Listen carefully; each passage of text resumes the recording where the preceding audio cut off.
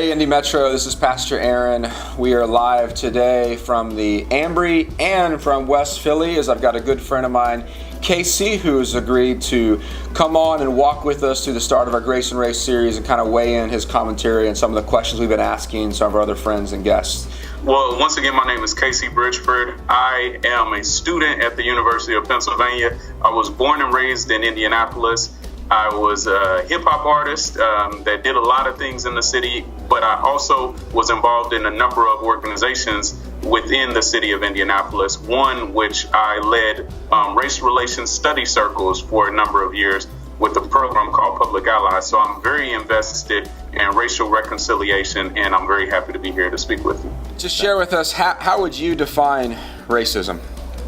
Well, I would define racism as the use of power to take away from one group to give to another group that just so happen to be split up by race. It's a little deviation from the popular definition of racism, which is basically saying that one group of one race is mean or not nice to another group.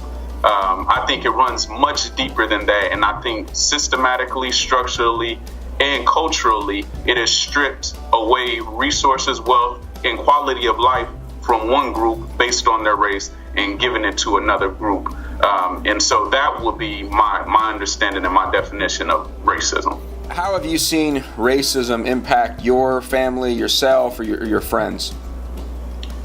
I think that racism has affected myself and the ones around me because it sets an unrealistic barrier between a person and their dreams. It really affects the psyche of a human being when they are subjected to ongoing racism. One of the recent experiences I had is that I took a trip to Nigeria for the first time. It was my first time in Africa. And I really didn't understand the gravity of what I was experiencing until I came back. I went to a school in Nigeria, which is a school for expatriates. And in that school, you would have thought you were in the United States. They had people of every race, from every background. And while I was there, I noticed the interactions that I was having with individuals was noticeably different than what I have here in the United States. And it still didn't dawn on me until I got back on the plane, headed back to the U.S., that for the first time in my life ever, I felt like a human being. I didn't feel like a black man.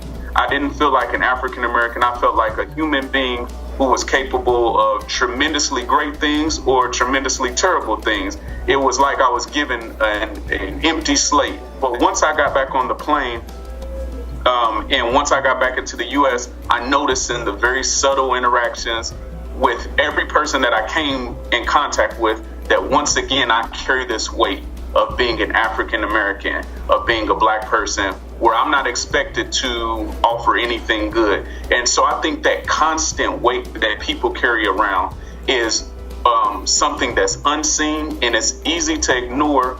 But until you actually have that weight lifted, you never know that it's really there. Casey, as we close, just share with us how believers, how followers of Jesus can really engage and be these ministers of reconciliation, how we can all do our part to bring people together through the gospel and love of Jesus.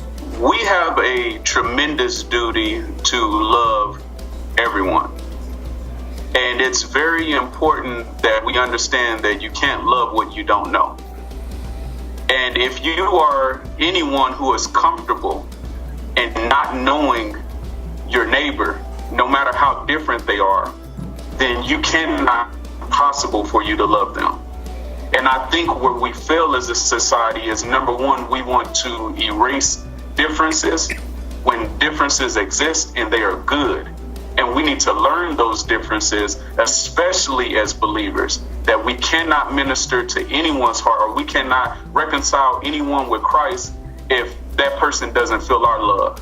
And they can never feel our love unless we get to know them. So I think a concrete step that each of us can take is to learn to know someone for who they are, from who they say they are, from how they present themselves, and then to take the step to say, I love them. I choose to love them. I choose to have them in my company, and I choose to be a friend and an ally to them. It is a definite choice of majority society to say, this is how things are in my world, but I want to take time to learn how things are in your world.